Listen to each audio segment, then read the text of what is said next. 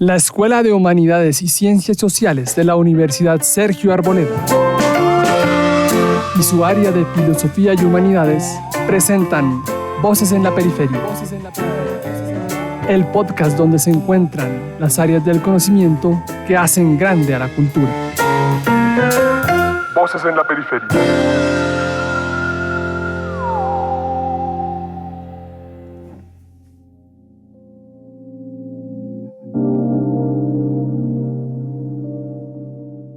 Hola, muy buenos días, buenas tardes, buenas noches, donde quiera que estés. Esto es Voces en la Periferia, último capítulo de la saga de Filosofía y Tecnología 2026-1, con el maestro Daniel Felipe Moreno Sarmiento. Como siempre, un honor y bienvenido, como siempre. Gracias, profe Tamayo, por la invitación. Y obviamente el tema de hoy es videojuegos.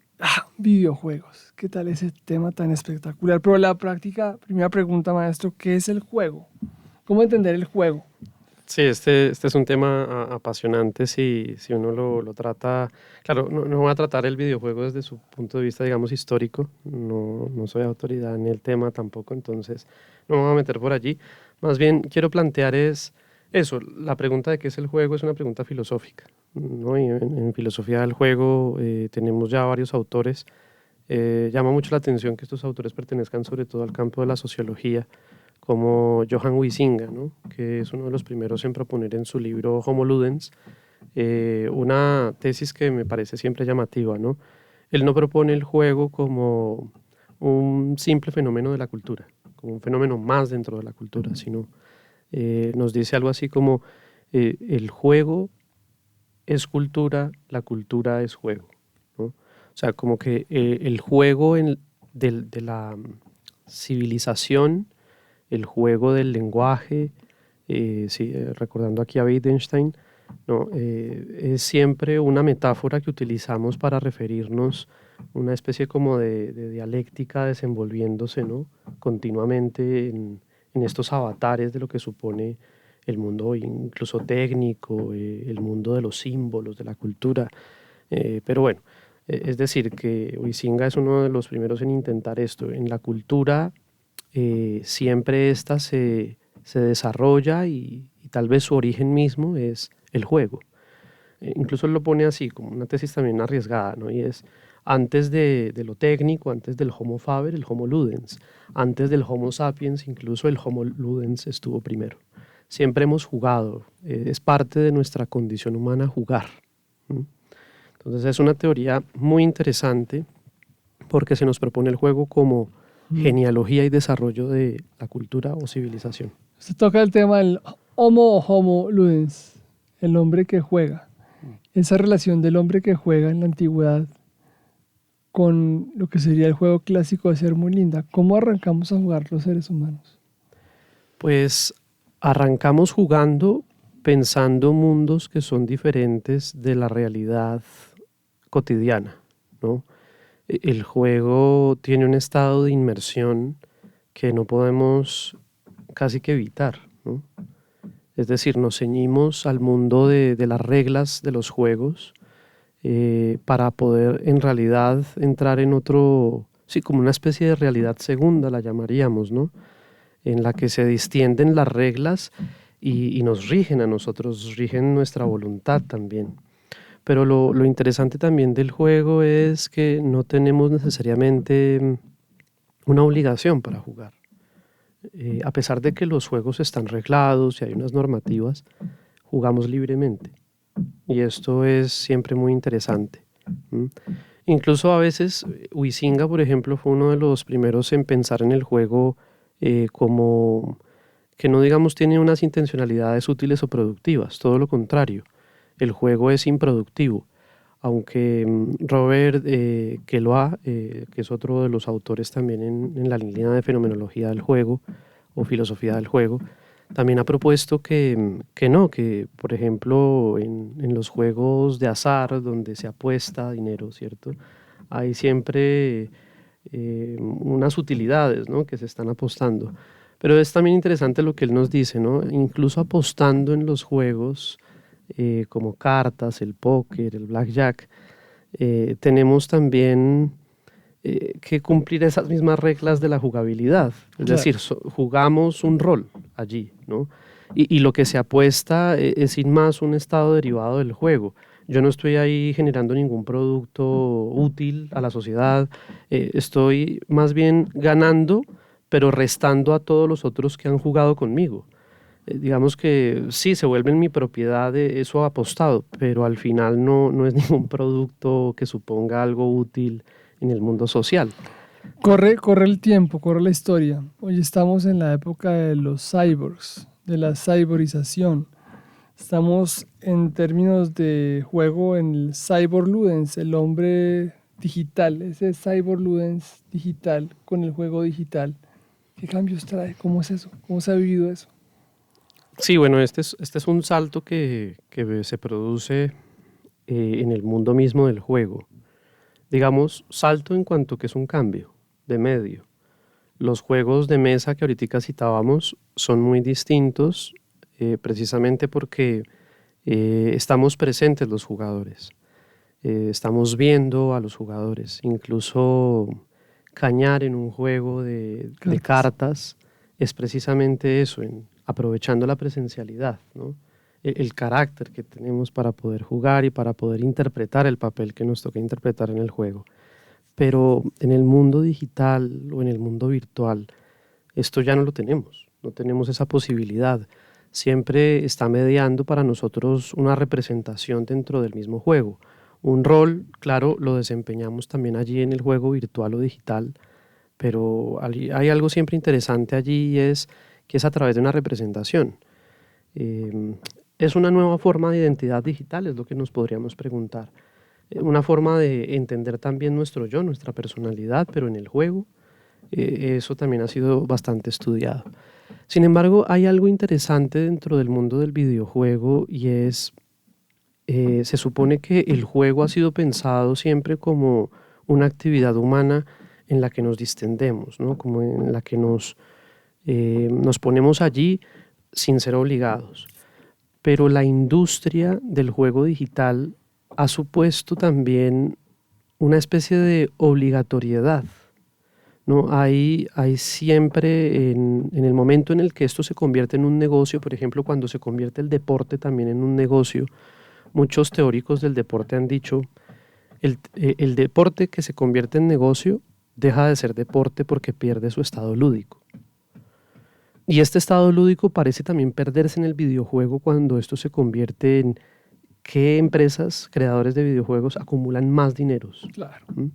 Entonces, allí uno debería preguntarse, o sea, finalmente juego voluntariamente porque me gusta jugar el juego que juego, lo juego por su estado de ludificación que me ofrece, o este cyber ludens, ¿no? El que juega en el mundo cibernético está más bien reglado por las pautas de la industrialización del videojuego. Que es una cosa complicadísima, ¿no? Claro. Porque eso nos lleva también a pensar en la cyborludificación de la cultura. Claro. Sí, O sea que la cultura análoga de alguna manera se va a perder. Digamos que con el paso del tiempo hemos visto que una especie de migración a los campos digitales y es evidente que, por ejemplo, en la infancia esto ha tenido, digamos, sí, un efecto decisivo. O sea, yo creo que se han generado también con la emergencia de la industria de los videojuegos también una serie de posibilidades, sin duda, sobre lo que implica enfrentarnos a nosotros mismos también siempre a las dificultades de un videojuego, como ya pasaba también en juegos presenciales, digamos físicos o análogos, pero la cuestión es también que genera problemas, psicológicamente ha llegado a generar nuevos trastornos incluso. Y nuevas adicciones. Y nuevas adicciones, puesto que lo que decíamos, el estado de inmersión de un juego ya es fuerte. En el mundo virtual, sobre todo ahorita con la emergencia también de las gafas RV y demás y otras tecnologías que vendrán como la holográfica o la áptica, serán mucho más inmersivos.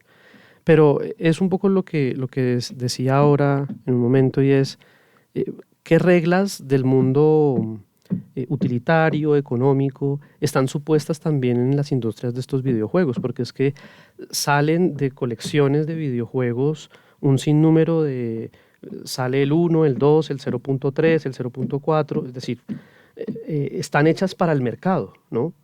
No sale una sola edición como que se va a convertir en un clásico, ¿cierto? Sino que tenemos que seguir nosotros como empresa creadora de videojuegos generando esto en masa y para esto saquémosle varias presentaciones al juego o al personaje, etcétera. Entonces, detrás de todo esto, no creo que los creadores de los videojuegos intenten hacerlo así, sino está detrás toda una infraestructura económica, ¿no? Tratando de aprovechar masivamente esto del juego, el atractivo que propone, pero al final es una obligatoriedad la que se nos está dando, una obligatoriedad económica, sistémica, ¿no? Es duro porque en el fondo es una especie de, pues, la palabra es muy fea, pero es como una dictadura cultural. Sí, es una dictadura económica, cultural sí, del juego. O sea, es fea la palabra, pero sí se está viviendo, ¿no? De Sí, alguna claro, manera. claro, Si usted claro. no hace eso, pues no tiene voz, no existe. Sí, y pues uno se encuentra en los canales de difusión hoy de los gamers o de los playing game, ¿no? De estos gameplay, perdón, que graban los influencers para recomendar videojuegos, ¿no? Entonces, pero exactamente es eso, ¿no? La dinámica es, los influencers recomiendan porque a ellos, no solo por gusto les gusta recomendar una serie de juegos, ¿cierto? Temáticos, sino también porque viene detrás de eso una intención de financiación económica de estos canales, desde luego también. Yo no digo que en todos, pero en la mayoría, digamos, muchos canales lo que hacen es difundir ciertas marcas de juegos, ¿no? O difundir ciertos videojuegos que producen esto, producen la no ludificación de los espacios del videojuego, que abre para nosotros un mundo interesante, porque es que el videojuego también es una manera de poder estar conectados a nosotros mismos. El juego análogo o virtual o digital, lo que ha hecho por nosotros es mucho. Lo que dice Huizinga, nos ha llevado a tener la civilización que tenemos. ¿Por qué? Porque nos lleva a mostrar cuáles son nuestros límites y cómo vencerlos. Aprendemos del videojuego eso también. O sea, nos permite entrar en un mundo diferente en el que no solo nos divertimos, sino en el que aprendemos de nosotros mismos, nos aprendemos a conocer. Y este autodescubrimiento que nos permite el juego, nos permite también entrar en contacto con muchísimas comunidades y es más, eso, generar comunidades, generar eso, núcleos de relaciones entre humanos y eso me parece que hay que impulsar, ¿no? Pero el quitar esa posibilidad, ese estado de ludificación, que es a lo que denomino con ese nombre, pues es importante hoy en día que vemos que el videojuego genera trastornos, estas dependencias de un mercado, ¿no? Que tiene sus fines propios y creo yo que entonces ¿qué juego es el que realmente estamos jugando? ¿Es el juego de las grandes industrias productoras de los videojuegos? ¿Ese es el juego que queremos jugar? Porque se ha perdido un poco lo humano, es decir, el juego de mesa, el juego del deporte. Ya el deporte no es un juego, sino un deporte. Sí, un deporte. Y el deporte es pensado como negocio, como negocio. Entonces vemos estas grandes figuras en los deportes, en todos los deportes. En el fondo es un poco olvidarnos de lo que nos hacía realmente humanos. Sí, incluso los que juegan, los mismos jugadores de fútbol, de Fórmula 1, de básquetbol que podemos admirar, muchos de ellos también, ya después de retirados, insisten en el hecho de que gustaban más bien del juego por sí mismo, no del juego que los obligaba a estos entrenamientos a veces sin sentido. Exagerados. Sí, de todo lo que supone entrar en la industria, porque es toda una industria hoy, ¿no? Y volverse una especie como de estrella, ¿no? Todo eso acaba también con la ilusión de los deportistas, ¿no? Se dedican al ciclismo, se dedican a lo que se dedican es por el juego mismo. Mire que hace poquito vi una entrevista a Cristiano Ronaldo en una de las tantas redes sociales que hay que le dicen, ¿y usted va a ser entrenador? No. ¿Usted qué quiere hacer cuando se retire? Aprender cosas que no sé. O sea, me encantó la respuesta. No, ¿yo qué voy a ser entrenador si yo toda mi vida jugando fútbol? No, yo no quiero más fútbol. ¿Pero qué va a hacer? Aprender lo que no sé. Claro. Porque es la opción. Y lo otro es Y con esta pregunta, digamos que estaría un poco fuera de programa, pero pues que me parece chévere. ¿Será posible que a futuro recuperemos lo humano desde lo análogo? Es decir, a nosotros que estamos en las humanidades, clubes de lectura en lugares específicos, slams de poesía en lugares específicos, donde la gente pueda compartir lo que tiene adentro, disfrutar un café, tener un cobro, un pago, sí, pero no una boleta extraordinaria, sino que la gente pues, pueda vivir, compartir un poco, que haya un espacio de atmósfera como el de esa película que se llamaba Chocolat, Ujú. con la señora Binoche, una gran actriz francesa. ¿Ese chocolate se puede dar a futuro? Yo creo que sí, es decir, creo que Con Juliette Binoche. depende de nosotros como usuarios, de estos nuevos formatos, ¿no? Pero, es decir, me refiero al digital. Yo creo que en la industria digital también podemos encontrar esos espacios, no solo en el análogo. Es que cada una plantea muchas ventajas de realización humana. Es que en esto tenemos que pensar muy bien el videojuego. Tiene que ver con nosotros y nuestra estructura antropológica porque el juego nos permite un sentido también de realización y de cumplimiento humano o de enfrentamiento, competitividad con el otro, sana competitividad con el otro.